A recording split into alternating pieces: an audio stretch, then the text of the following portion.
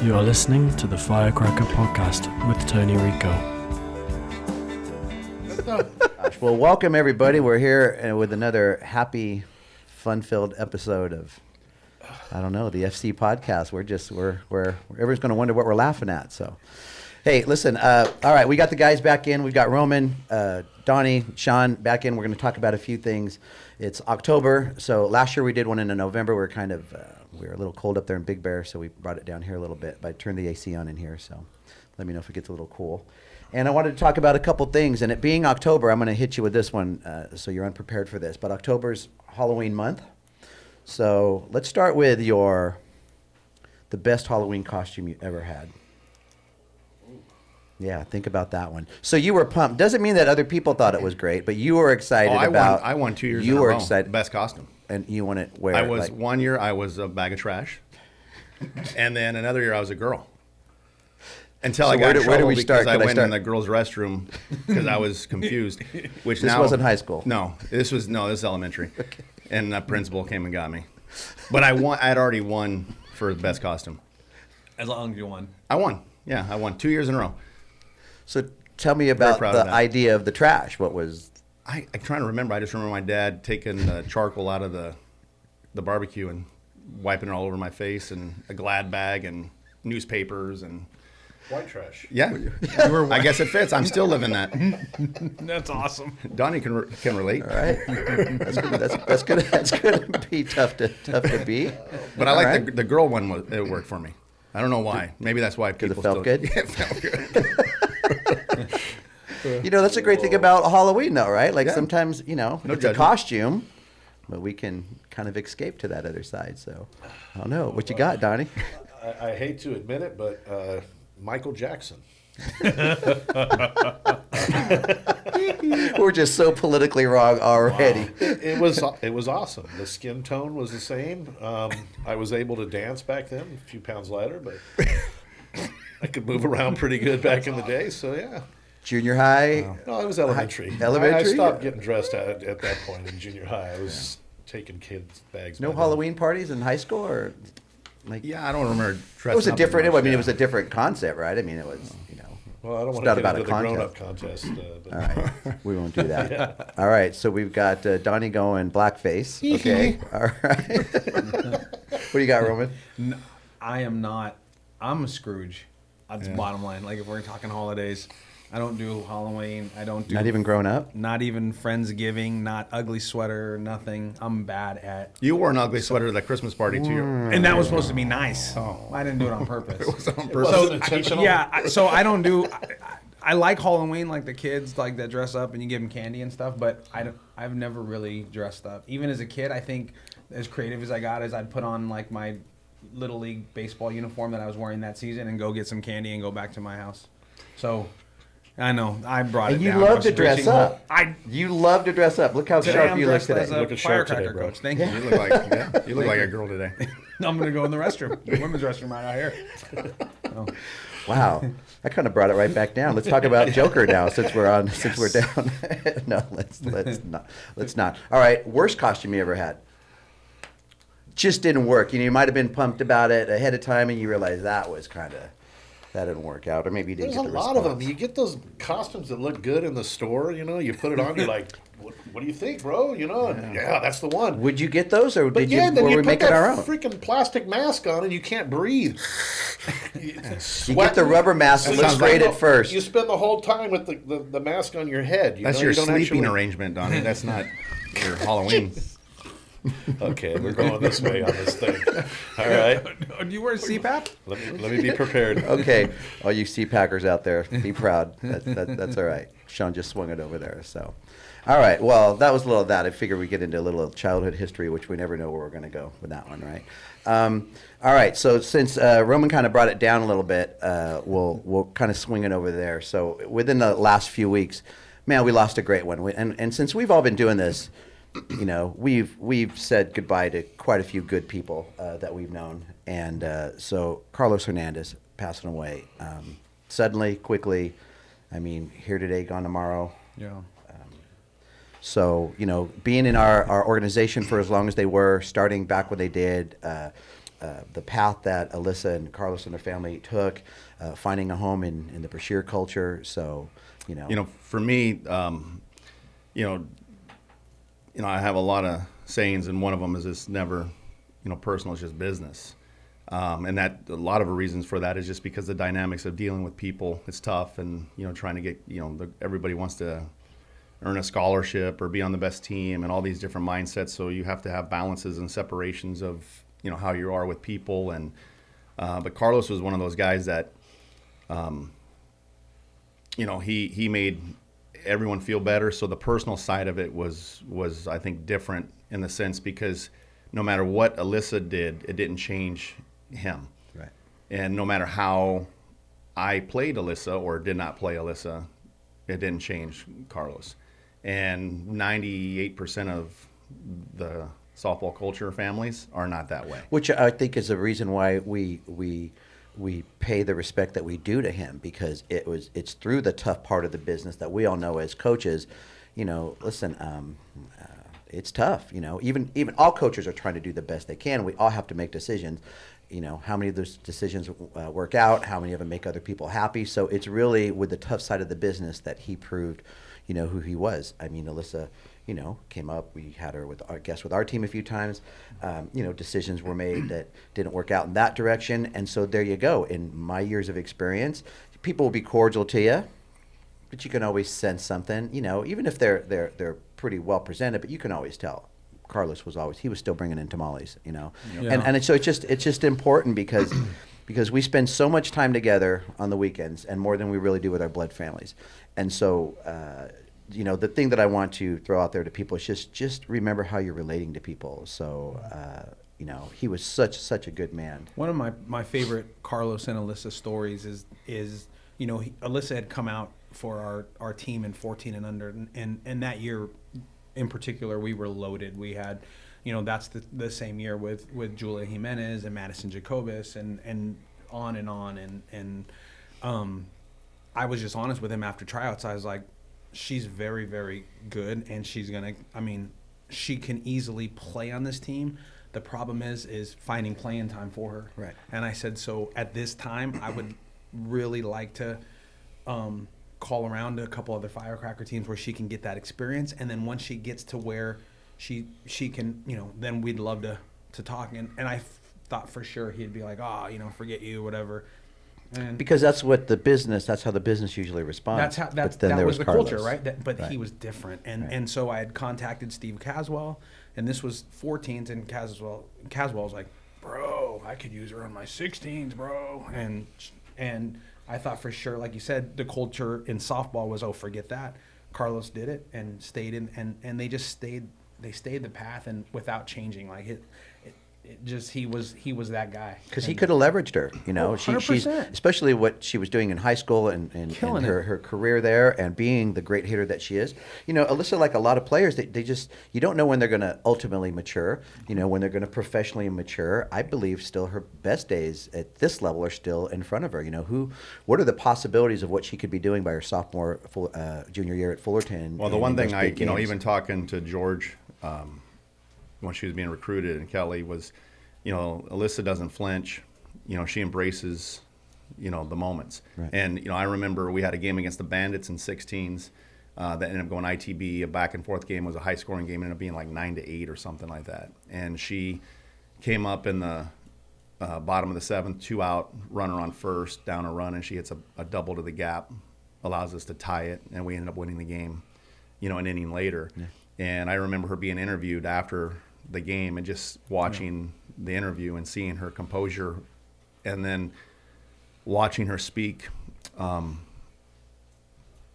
couple weeks ago. Right.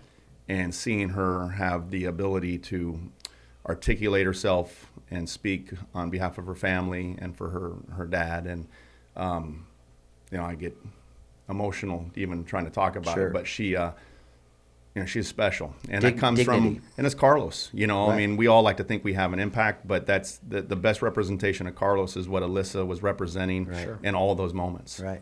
Well, and you think about it, it's the day that we fear the most, of things happening to our parents, and then that day's there. So you feel like you don't have anything in you. You feel like you want to you feel like there's a part of you could be the weakest that you've ever been. And then all of a sudden, it's almost like your bloodline comes in. Because that's what I saw with Alyssa. I saw the dignity and that posture of her role in like their family circle, right? And so, again, we're talking softball and we're preparing these kids for the game and for college, but to see that whole thing transpire and to be part of that, because we can't be part of everything. And the nature of our business is, it seems like sometimes it's every 3 months, but 6 months, a year. We haven't went a year without losing somebody in this organization. Yeah. I mean, we're pretty diverse. We go across the country. Obviously, we want to reach out, and the support from the organization usually is outstanding. So I want to thank everybody, the coaches, the parents, because I know. Listen, I'm always aware of every dollar that you spend and every dollar that we ask you to spend, but we also have to understand when there's needs and a calling. And it seems like every time we reach out, the Firecracker Nation is there to support strong and come close to meeting the numbers. It helps out the family and offset costs, and that makes me feel really, really good. When I think of Carlos, even right now, it's kind of like Coach Norm. You just say his name and you feel it right here. Mm. So it's not just talking about something that happened. It's just he's still like right here. Carlos was, Alyssa never played for me. She always went out of her way to come over and give me a hug, say hi, how you doing? And Carlos was such a humble person. He never was one of those dads where you walk up and he's like, hey, did you see Alyssa do this or do that? It's how you doing? How's your team going? How's things going with you? He was never about my kid, and that's rare, to be honest with you. Yeah. Especially when your kid can play, it's rare that it's not my kid, my kid, my kid. It's how's things going with you? How's things going with your family? It was sometimes softball related, sometimes not softball related. The random phone call. How's it going, man? Hey, Carlos, what's going on, bro? Just how are things going? That's the way he was. And the last time I actually spoke to Carlos was Alexa Sams, who's been in the organization, is his niece, and he called me and he's like, you need to take her. We need to make this happen. And she came to our trial. She had a great tryout, and we're just trying to figure out the right opportunities, because like Roman said, a lot of times it's not whether or not an athlete's good enough. It's just a matter of if we can make sure that they get enough from what we offer. Right. So Alexa plays on our 18s, right, and she's had a phenomenal start. And so even being able to see her and knowing that keep the tight, that connection, and knowing that was the last, conversation that I had with Carlos was, him trying to tie the families together, right? His family, the Firecracker family, his softball families, because he loved the sport. And everything Alyssa and even Alexa is doing, it's just representation of something he loved. Right. He always saw like the good in people. Like you could take the worst person or whatever, and Roman. Yeah, me, and he would be like, oh, do you know him? Man, he or her or what, and he would just promote and push, and he just saw, it's someone who really truly looked on the bright side of things and had that outlook on life, and he lived his life that way, at least from what we know, and social media and everything is. It was always a party with him, and it was always a good time. Great time. And I'm jealous of that. I'm jealous because I tend to see, be kind of the pessimist, like, well, what are they in for? What are they looking at? There's and he was the other way. He saw that's kind of the way society is. So then we realized that he was, again, his purpose, and however. So often that someone like that comes along, that was what he did. He lightened things up. We're happy when somebody thinks it and feels it but doesn't say it or show it, just to keep that separation. But it really, what you're describing is when we look in the inside, he wasn't faking anything in the outside. He just processed everything. So, again, the intentions of the podcast, everything that we try to do with meeting our responsibilities to teach, educate, set examples. So what's the message? There's a message in, obviously the big ones of like, don't sweat the small stuff and don't sweat the things that seem so, important in softball. Treat people right, but how about the message to a dad of a primetime player, and I say dads, right? So I'll say parents, but come on guys, like, if your daughter's a great player, unless you had a really good career yourself, you're going to have a natural kind of inclination to go towards like being really proud of your daughter. And when you put that out there too much and you lose your humility, you have to understand that we're always going to respect your daughter's ability, but we don't like hearing about it all the time. Nobody likes to hear. And I know that nobody, it's not that they're bragging, but when you're talking about how proud you are with your daughter, and then sometimes leveraging, positioning, organizations, teams, different things like that, just be careful, because what you do is you lose that very inner core of the thing that we're talking about was so special about Carlos. And in the end, if you don't learn the things that are deeper about softball in here, you're never going to have as fulfilling experience, even if your kid is winning the gold medal on the USA team. I've seen it. It's not going to run as deep. And so in the end, no matter what Alyssa ends up doing, going on with the potential she has of continuing to mature and be even a greater player, is even if she doesn't, it doesn't matter, because we've seen what we want all of our young women to be. And that is way more important. Swing it over to a little bit of like our emotional health stuff, right? So how many times, because we just don't know enough about the emotional health part of it, and there's that stigma, and we don't want to know, and we don't want to ask our kids and then have them tell us that they thought about suicide. And like, I get that. It freaks you out as a parent. But if we don't get to that part of it, and then, well, when can she get back on the field? Can she get back there and hit? When she can pitch again? And I'm like, bro, like, you don't understand, man. Like, if she checks off those boxes of the suicidal thoughts, none of that matters. Her having 2 legs and 2 arms doesn't matter. Like, none of that matters. Donnie goes through stuff, and again, it's kind of funny. We start the podcast with what we do, but this is kind of how we go. Donnie deals with this stuff at home, and I won't get too much personal, but you as a parent deal with things, Donnie, and I've talked about being a single dad, and there's not many of those that I know, but the things that you do for your daughters and your daughter, and the attentiveness through illness and uncertainty, which when any of us experience, it just freaks you out when all hours of the night, you don't know what's going to happen and stuff like that. So, if that stuff doesn't keep you grounded, I mean, competition is competition. Softball gets crazy, but man, just keep things in perspective. So I'll finish it with like, Carlos, thank you. Like, really thank you. I'm so thankful that when I look up on this wall and some of the guys that we were able to experience, but thanks for being part of us, to his family, knowing that they're still involved with us, and we're going to stay tuned with her story and kind of how she progresses through the organization. I can't wait to see her play. Yeah. Wanted to make sure that we mentioned, though, that was really, really important. So I guess where I'll take it next is, since we are talking about helping people, we're going to release this podcast at about the same time that we release a Firecracker Coaches Forum. And so Coaches Forum, like a discussion board, it's really important that coaches that listen to this understand what we're doing and why we're doing it. Because if we don't set guidelines ahead of time, and it would be like giving everyone a car and there's no rules to the road. So it's going to be a mess. And we see what happens when, there's a forum and a place for people to express their opinions. And so I want our coaches to know this, is that the Firecracker Coaches Forum is intended to be a place that we can share, build, and create success for each other. So the way that we speak to each other, there's a lot of different ways to skin a cat. There's a lot of different ways to say things. But I put on our guidelines that we're going to create a digital environment that mimics the relationships and communication that takes place with us in real life. So the reputations that the Firecrackers have that set the example is that even when we deal with tough stuff, even when there's something that we don't like, even when there's a problem, how we talk about it, how we approach it, the way that we give it life dictates the experience. So if we're going to start a post with, and we won't, how come we don't, how come they get to, and so you just got to check yourself. So if I tell you right now, what we're going to do is we're going to share ideas, and we're going to help each other, and we're going to build things, and we're going to create success. So the analogy that I use a lot is that old Wild Wild West one. Rather than, hey, we're seeking new land, we're seeking new directions, we want to create more resources for our coaches. And I think that if we create this connectivity now to where everything doesn't pass through corporate or Tony, but now there's a recruiting topic, there's a fundraising topic, there's a borrowing Firecracker players, right? Do you need to borrow a player? Do you have players available? Hey, we've got a roster of this if you need. So just that networking, outside region players wanting to guest and come to Southern California, like during the recruiting time. You're able to host a team or a player for work, things like that. But connecting coaches with coaches is what I want to do. But it's so important that we set the guidelines first. Say it respectfully.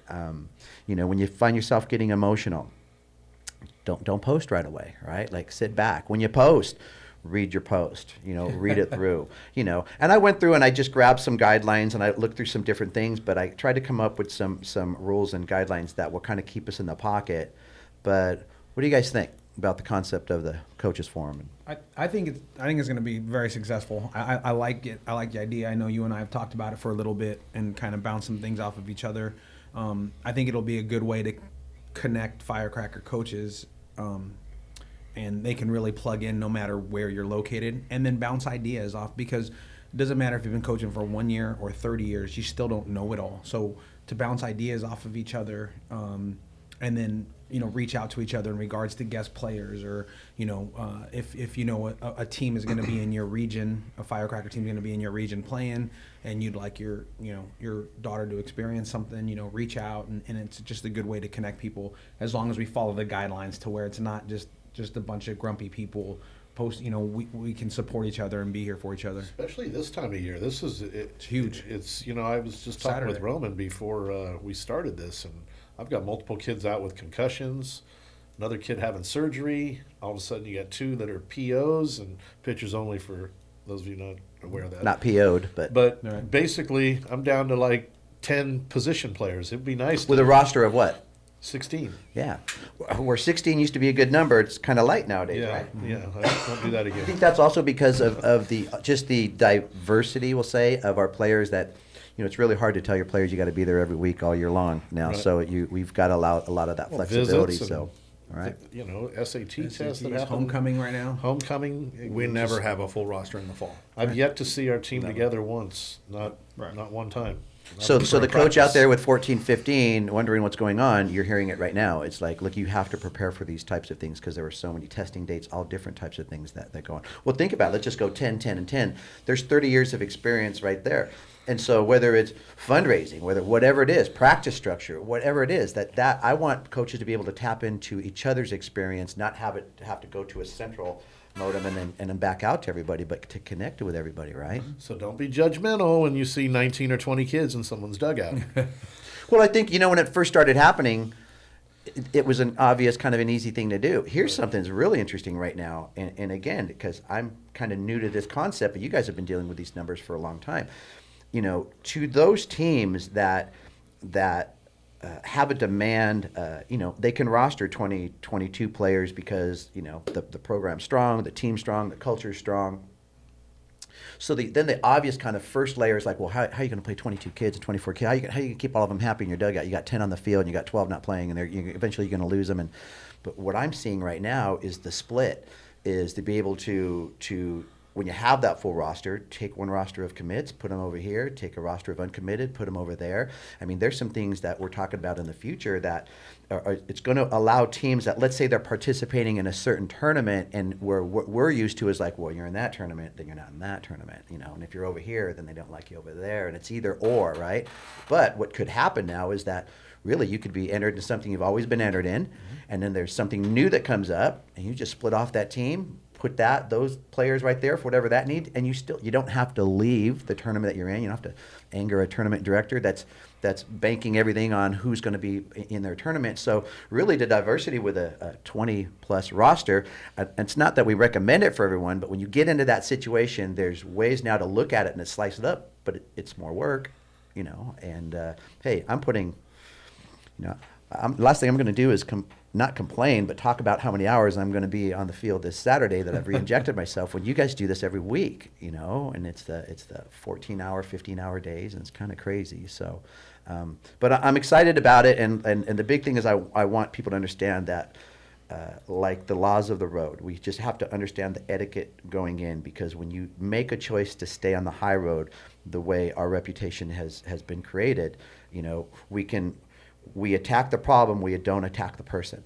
So when there's something that needs to be rebalanced, there's something that needs to be fixed, there's something that needs to be better, that's why we're doing this. But then let's talk about it in a way that, hey, so Wild Wild West, they have plumbing over there in their town. Let's not say, how come they have plumbing and we don't? No, let's walk over there and let's say, hey, well, we can show you how to make a barbecue if you can show us how to, make some, build our plumbing or whatever that is, right? So let's talk about fundraising, let's talk about whatever this is, and let's look at it that way, and let's take a look at our neighbor and see what's going on, because it's really the experience of years of experience of firecracker coaches. I'm not the guy to go to for fundraising. You guys have all been very creative with this. So keep your eyes on it and participate, and we'll give it 6 months.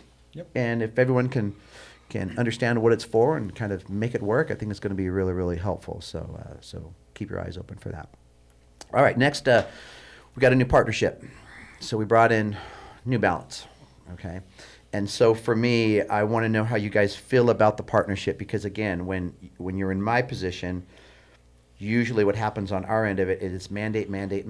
Well, mandate, I get that. You're the hat company.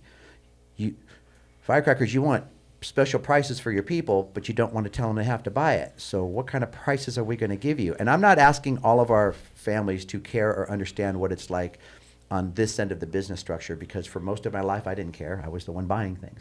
But now when you're the one providing things, our structure is always about a win-win-win. So win for the provider, which in this case would be New Balance. Well, let's start with the win for our families. The win for our families is I always try to bring in, and we always try to bring in the best product. So it's not about people who are entering our arena saying, hey, the Firecrackers have so many teams, and if you sell this many, that would be great for us, and you can make this much. Well, yeah, but then if the families don't really like it, that's not a win for them. So the product has to be there, and the prices have to be there. So generally, when we bring in a partner, we're looking anywhere from 10 to 20% reasonable savings, and I think the New Balance website, we're at 25%, which is great.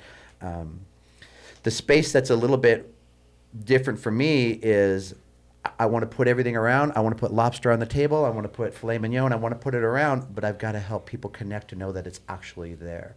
So I wanted your thoughts, first of all, on the brand of New Balance, what you've thought, what you've seen of it, what you guys think of it. The girls, I mean, even prior to this year, us getting them, I've had a lot of kids that didn't want to wear, another product. They're like, Coach, are we okay to wear the New Balance? Yeah, go wear what you want.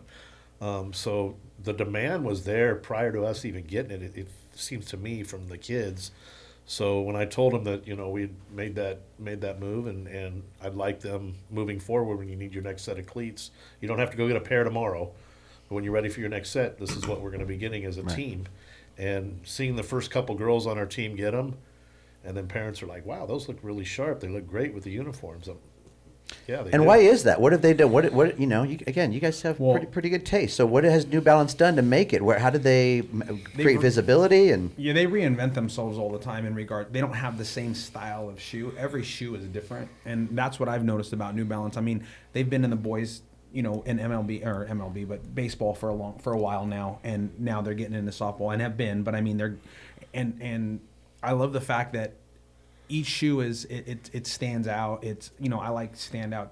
I like something to just pop, and their colors, their quality. The quality of shoe is good, and then they have something for every foot. They have their regular shoe and everything they make in a wide as well. So a lot of the girls like the wide size, so it's not so narrow and constricting on their feet after you've been playing a tournament all day. Your feet get a little bit swollen, stuff like that. So the comfort is there, but I think the shoes just pop. I mean, I like them. They do. And for coaches, the turfs are they're looking pretty good, right? No, I'm just kidding. Well, and there's nothing wrong with a little style on what we're doing, because again, and I'm gonna have, because actually all three of you, I'm the farthest one from this one, but a coach's persona and the way you present yourself and the way you expect your coaches to look on the field. So I want to get into that here, but first I want to, the feet to the athlete are extremely important. So we've never mandated anything for the feet. It has to prove itself. Is there a shoe that's in more demand than New Balance? Than higher demand? I don't think so. Not that I'm aware of. Not with. We know what's also being used. I mean, Mizuno. There's a certain amount of ringers, but that was a decision, knowing that it's never going to be 100% of people wanting or preferring something. But then, okay, do we not create a relationship to the 60 to 75% of people that already are in this pocket? And so again, that's what I constantly weigh out: is how good is the product? What is the demand? Where is the resistance? Why is there resistance?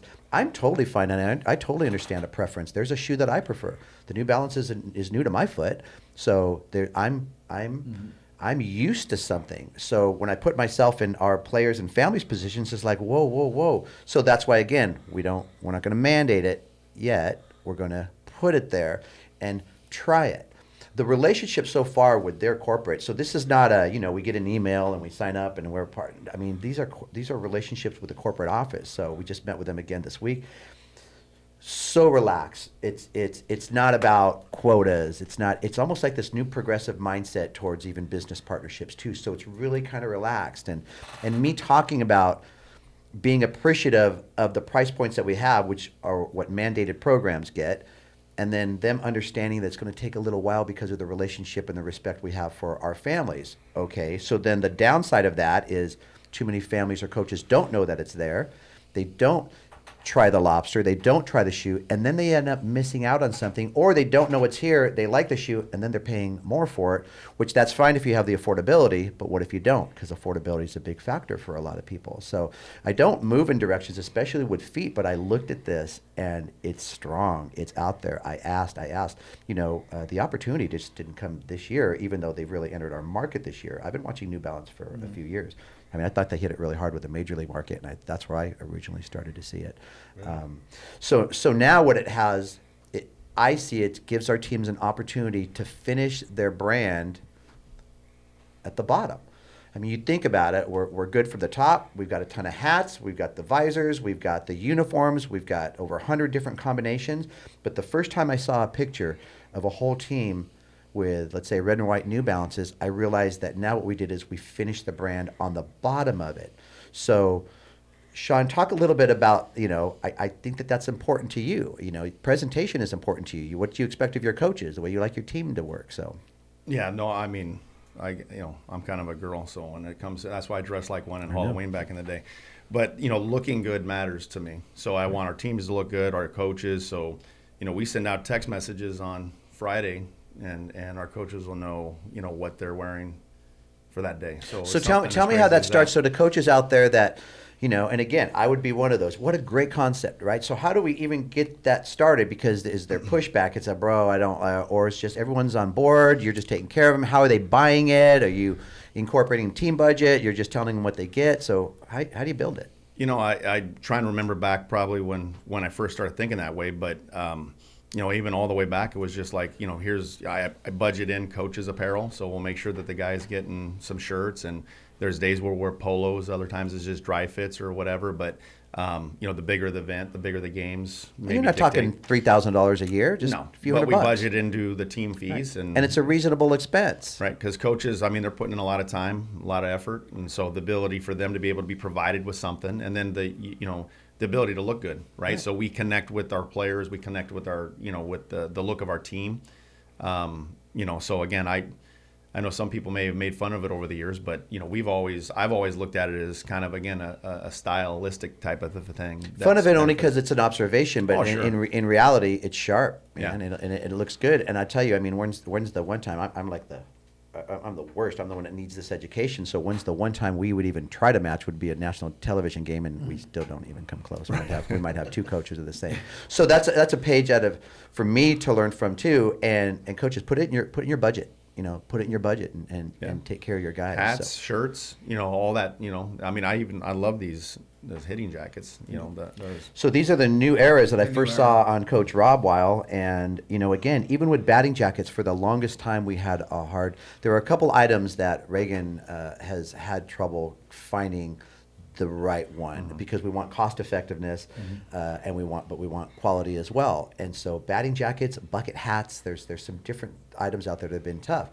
I saw this on Rob it was probably a couple months ago, 2 or 3 months ago, and just when you did that, just a different feel. So I'm really proud. The ladies work really hard. Juliana and Reagan, they work really hard on designing and kind of bringing in vendors, and again, trying to meet all the different aspects of things, because it's not just the women. I want you to feel great about what you're wearing, and obviously with the ladies of our organization, we want that as well too. So with the website, the best way to find the website, if you're like me and you don't bookmark things and things like that, you can always go to firecrackersoftball.com. There's a New Balance article on there. You'll see the red logo on it. Click on the article, and then there's a link in there that takes you right to the store. But right there, I just gave you 3 steps. So once you get to that link, bookmark it, have it there in your browser, and you can just pull And it the up. shipping and everything has been quick, at least in my experience, because I've ordered from that link a couple times. I even bought my son some shoes off that link, and in the next, 3-4 days later, 2 days, 3 days. So service has been great because that's been the other awesome. part of it, right? So you got the product, right? And you got the process, you got Yep. the people. So people have heard that before, but Lauren, who's been working with us, she's been outstanding because again, we're building something. This wasn't a model they brought in that they've executed all over the place. This is something that's new with grassroots club organizations that are growing and things like that. So they've done a really good job with it. And the advantage here to us on the West, so I'll explain this, with the shoes, the inventory is based out of the West Coast, so it's in Ontario. So boom, look where you live, and so you're getting something at your house really, really fast. Boom. So when you're listening now in Texas and North Carolina, don't think it's going to be boom in 24. It might be a couple days, but if you look at our New Balance website, we have a lot of firecracker embellished items. So there's apparel on there as well too. Okay, so it's not just players' cleats and turfs. All right, it is women's running shoes and casual shoes. It's men's turfs and running shoes. It's firecracker apparel with New Balance apparel embellished with firecracker logos on it. Take a look at that. Even when you see the images, you'll see they're digital images. It's not like it's a real image, but it gives you an idea. And then there's also on the bottom of it New Balance items without firecracker stuff. So look, use the website. If you like what's on there, New Balance is a good product. Share it with your friends and families and let them enjoy it. And then give us your feedback. So the last thing I will say about that is that if you have a picture that says, hey, I wear these, and I like your comment because this is basically what came from their corporate. Some point this year, try a pair. I mean, my gosh, if you tried a pair and you're so angry and it was your last $63, and now you're not eating, right, Coach Tony, you're going to have to prove it, but we'll take care of that, all right? Try a pair. And let's say there's something about, so this is the players now, there's something about the shoe that you don't prefer. Let us know. They want to know.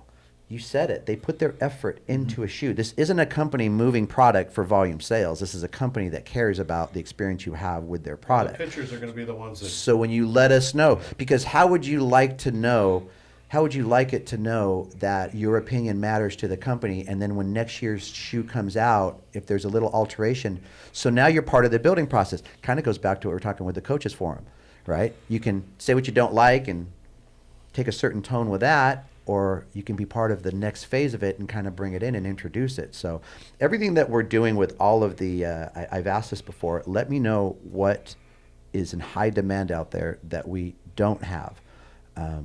And let's see if we can do something to offset costs for our families. The last conversation I just had recently was with Pocket Radar, because we want to, roll out and kind of attack the pitching industry right now to give more pitchers value and have them feel better about themselves. So we'll see what happens with that in the future too. So take a look at it, and then please just give us your feedback. And then I will give everyone a heads up right now that more likely than not, unless something takes a real funny turn, that we will mandate this shoe next year, because I feel like with the savings and what they've pushed forward to us and this grace period of, I don't think this way, but the danger is if we don't deliver, we really screwed up on our end.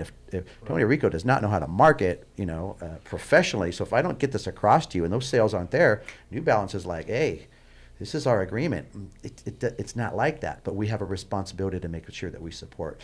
And if for whatever reason, any of our products, any of the companies, let's say 2 years ago, this product was great and now it's crap, or in your mind, the makesmanship or whatever it is not there, let us know.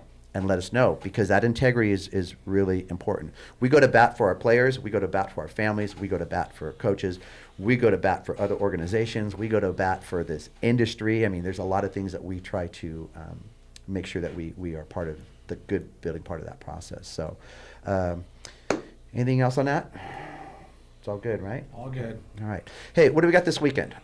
So second year of the organizational challenge, right? Oh, on deck. On deck. I was thinking Bat Buster Firecracker event. So You said that's organizational. November 2nd, Yeah. and then we'll touch upon that real quick as well. So just another 18-hour day for you this weekend. Yeah, seven. Be there about 7 and out of there about 10. What do you? what I like about this weekend is that it's different, right? So the Allisters, again, very credible, great family, highly respected, but just the attempt to meet the need of the industry in how we present players. So getting creative with, obviously with Travis is very progressive in his mindset. Did you guys like it last year? Yeah. So what do you know about it? What's the format? What do you know your team's going to be doing? Well, each organization is able to build teams, rosters of up to 15 players that are uncommitted. So, and then there's also a camp that correlates with it. And so on Saturday, each team's getting anywhere from 2 to 3 games, and then the camp portion as well. So you're basically doing your on-deck stuff within some games, and it's, athletes that could be, freshmen up to senior, right, that are uncommitted. Because the recruiting window and pocket is changed a lot bigger now. Yeah. Right. Yeah. Where I think last year, we had a lot of freshman, sophomore, and this year is kind of more sophomore, junior. So just already as the years have pushed away from the rule change, we have a lot more athletes in the junior class, and we even have a couple seniors that are going to be participating in this, due to the rule change. And I think that's great, because with the previous format, with all of the early commits, to be an uncommitted senior, even though it still worked out for them, you're talking Right. down to the wire, and it was rough. So I like the fact that between the portals now and the constant movement, that there's access to programs like through all 3 years. There's and I think the old money that was promised out to early verbals, a lot of schools are almost caught up with that. In the next year or so, it should be you shouldn't have to factor in that money has been promised to a freshman in high school, Right. and even though they won't talk to him for a couple of years. So It's the because the recruiting has changed, it kind of has changed these events as well, kind of like Sean was saying. So it's great that Derek and Joanne, the Allisters, have kind of adapted, and now and hopefully the rest of the industry will follow suit in that. This weekend kids are going to play a couple games, as well as get a camp, as well as having games at different facilities outside of that event. So it's going to be exciting. Last year was super successful. The first year, if you remember, it rained, and That was the Rosetta only location. but it didn't rain at Rosetta. That It was the only The location. only location it didn't rain. was amazing, like that turnout. So, but I think it was a great year to kick it off, and so now it just carries momentum. And from the texts and phone calls that we've received, Got lots of schools. it's going to be crowded this weekend, which is great, and I'm excited for our girls and all the other girls in our organization and in softball in general. I think it's going to be fun. But going back to the recruiting rule change, you're right. It's juniors and senior, even uncommitted seniors now can breathe a little bit better. Than there's not all that pressure, because like you said, 3 years ago it was like, oh, we have no money in the 2020 class because it's all promised to a bunch of 6th graders or 7th graders, whatever. But now it's getting caught up to where you're saying now it's like, okay, we do have a lot. And for any seniors out there listening, again, and I know it sounds cliche when people say don't panic, but we get calls all the time from kids that are uncommitting or decommitting, I should say, or not going to sign their letter of intent, or their grades aren't working out, or they didn't do their clearing through the NC2A, or they haven't passed their SATs yet, and so we're getting calls like, hey, do you have a 2020 this or a 2020 that or a 20, and I got one yesterday. I got one yesterday as well. The wheel keeps spinning. It So, goes round and round. It's out right? there, and everyone will get. If you want to play softball at the next level, you can do it. So to really reassure people, again, without guidance and without experience in front of you, and you're playing this whole recruiting game with the emotional card, you're good luck. You see your doctor and your pharmacist and everything else. So this guidance is also to reassure you that for as unpredictable as things are, because things are changing so often, that there's something in the middle of that still is there that kind of works. And I think about this weekend too. Is it that the format is so perfect? No, because the format will continue to have to change. I think it's just the fact that there's something different. Right, because things get stale very, very fast in softball. So being progressive-minded, kind of staying on the front end of it, I think is important too. And they are great people. So that's coming up this weekend. So it's going to be fun. It's going to be interesting to see how that turns out. And then a couple of weeks we've got the Batbuster Firecracker event. So last year, what we did was we pulled in a lot of teams, and I think we did like a 9,000 kid camp or something like that. It was 9,001. it was meet the 9,013. 13. and it was meet the masses, right? Meet the masses. So again, Mike and I talked about this year, and we put ourselves in the positions of, if we're college coaches, if we're coach of a team in the organization, who did we meet first? Whose demands? What needs are we meeting? So last year, in-housing the camp, not adding any additional costs with it, the money that we had saved the teams with that. This year, we're going to completely flip it. We're not going to run a big major camp this year because again, I think that softball right now has a lot of there's 100 something out there to see 13, that you really want to see. So we're thinking of something a little different right now. We're thinking of creating 2-hour slots, and 2-hour slots that we will identify from the top which game slots and which teams. It could be 2 Firecracker 16s, could be a Batbuster Firecracker 16s, 14s, but within that 2-hour frame, we could do whatever we want. It'll appear on the schedule as, and I know we just kind of, Mike just kind of filled Travis in on this, so he probably doesn't listen anyways. I don't want to freak him out with it. We're kind of moving ahead of him. But the 2-hour frame, what I want to look at is those two teams, we can decide what we want those teams to do. So let's say within those two teams, there are 13 slappers. Well, we can take the first 15 to 20 minutes of that time slot and flip them a ball, get the stopwatches, yell out times, and we can get a gauge on them, maybe a first or third.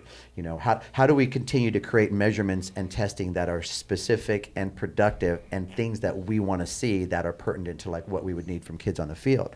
So we could do an hour pre-workout. We can do a half hour of defense. Baseball infield takes how long before they? Oh boy.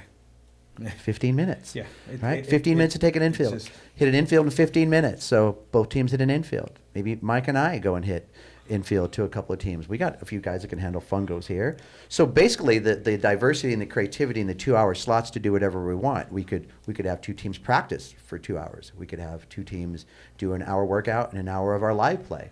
We can go regular game format. We can do our 4-pitch deal. And these are things we've been doing internally. Yeah. With our 18s or 16s, with teams in the umbrella where we bring in 2 teams, and it can be an hour of developmental stuff into an hour of gameplay. Don't need umpires. There's a lot of different things that you could do to get creative. And I mean, it's to me, it's been one of the benefits of our program has been being able to kind of house everything and not having to go outside to find what we need. We take care of it on our own. It keeps it fresh, right? Yeah, it keeps it fresh. So and listen, and there's somebody else that likes consistency and something, and there's that too. But there's so many needs right now that need to be met in softball that creative people, you need those. You need planners. You need people that can execute. So you need, and you need the people that can draw people in. You need the people that can execute the minutia of field prep. Minutia. That's. Let me Spell explain it. that. I'm going to I'm go gonna have to look that up. Minute I'm gonna have to Maid. look that up when we get home. When I get home. M-I-N-E, mine. Usha. Usha. Usha. Didn't he play for the Dolphins? It says shit, Donnie. Shit. So that being said, it's the staff and everyone that you have around, because it goes down, because every person involved with the operation affects the operation.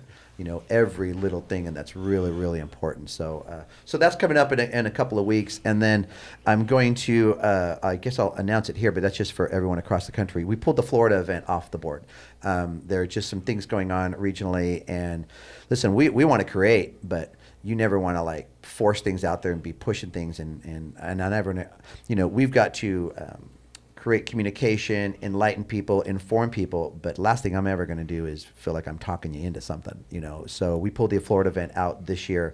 We're going to revisit it and say, okay, so, if we do another Southeast event, what is in the pocket, and what do our Southeast people really want to be part of, and what do people want to travel to? Because again, creating new events and new weekends is hard, because we're budget-wise, this is an expensive fall again, right?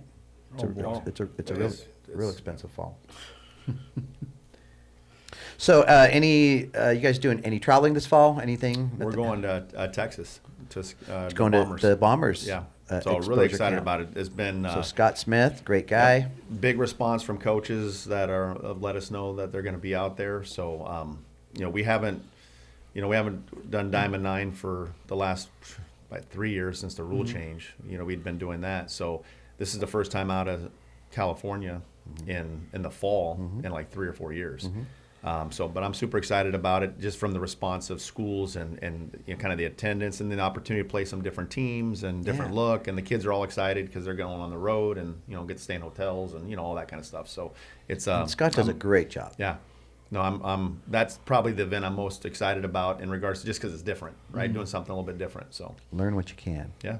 Steal what you can from Scotty. Plagiarism, greatest form of flattery. We work well together, and he's a guy he's a great comrade. We're working together on some bigger fronts out there for the whole industry, but that's something that I eventually would love to get out there and see it as well too. So I'm really glad that. And I think too, as the recruiting rules change and things move and evolve and change, we can also alter our, like you threw out the Florida event last year. You went out there,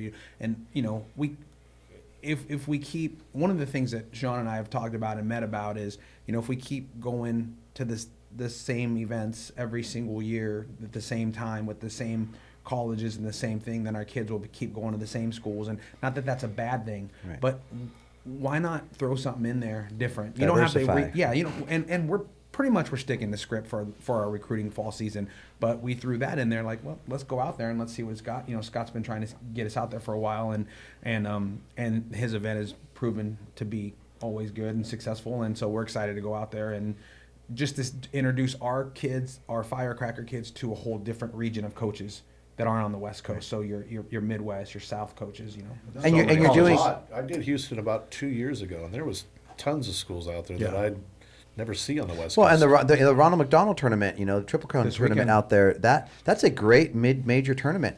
You look at, the glamour is like with the elite and the top whatever, right? But the reality is the majority of all of our stuff is 95% of what is common out there, and there is real value to all of those players. And listen, JC, D3, D2, mid-major, school is school right now. I mean, that's... Boy, people, I tell you, you get an opportunity to offset your costs in school. It doesn't matter where.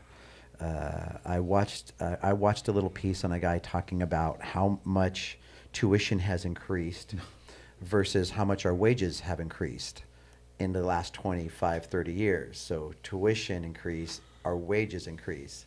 Nowhere near the same. It's so hard, so much tougher to be affordable for so many families.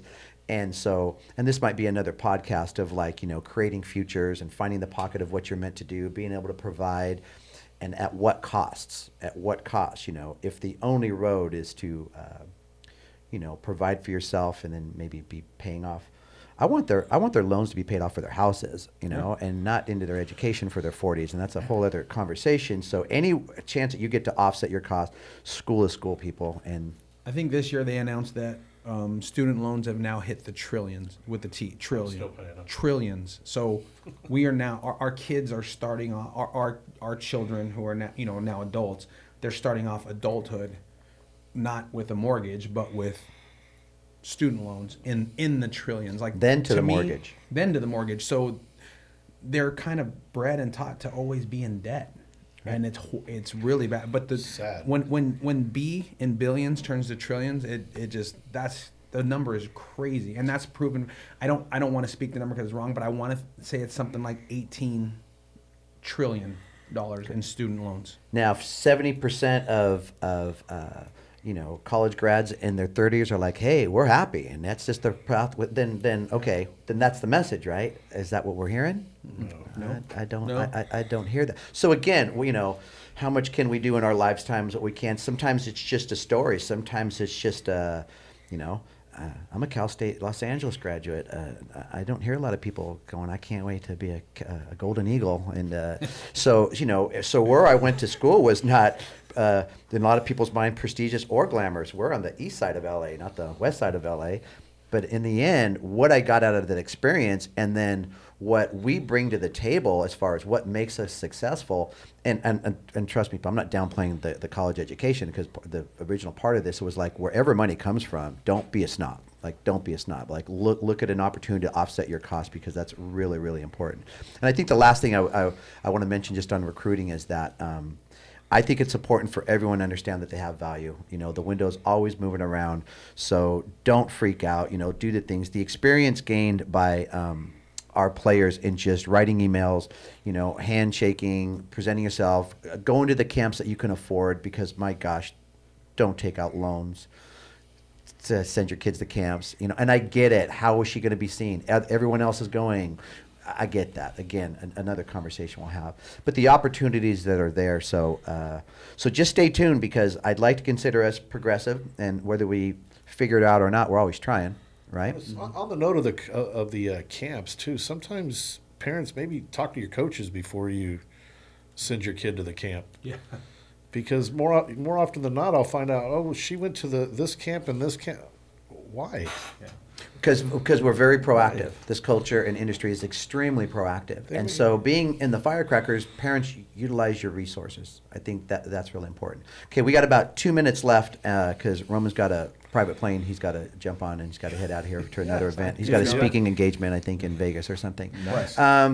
Quickly tell us what's going on with like brochure culture. You've got some things going on Wednesday nights now. You got some workouts. You got Tuesday nights. Tuesday nights. So Okay. Tuesday nights at Rosetta.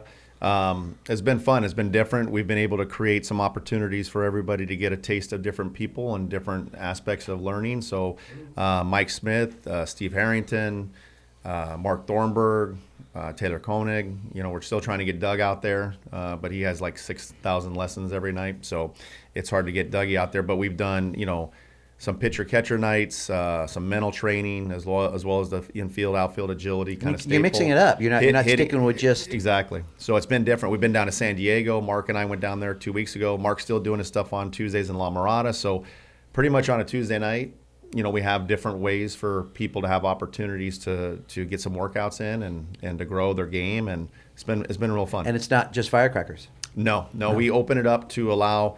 We try to... minimize the outside number, but we'll take anywhere from 10 to 15 kids, just so we're making sure that they have opportunities. And we've had a lot of we've had rec ball kids, different things of aspects for kids coming out to work out. So it's been really good. Great. A lot of fun. Awesome. Well, good luck with that. Keep us posted, and congratulations on your new gig in a That's why I'm wearing local red. school around here. Modern day yeah. high school coach Yes. here.